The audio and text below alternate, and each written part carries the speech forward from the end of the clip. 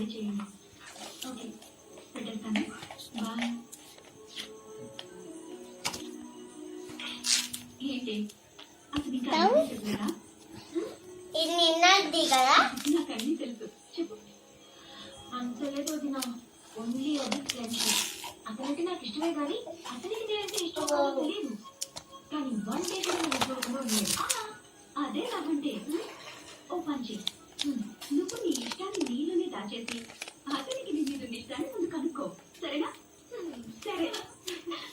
Hello మా, I'm waiting for you. Come soon.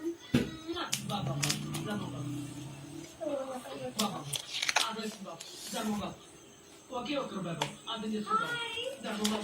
ఒకే ఒక్క రూపాయి బాబు.